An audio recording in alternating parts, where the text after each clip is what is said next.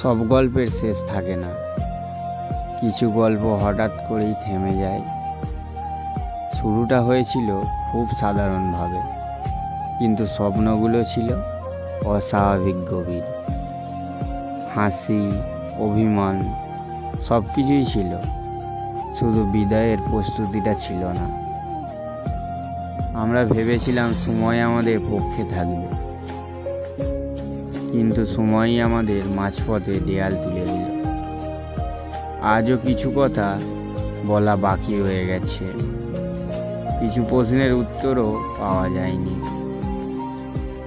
এই জন্যে হয়তো এই গল্পটা নাম শেষ নয়। আর কিছু গল্প শেষ না হয়েও আজীবন মনে থেকে যায়।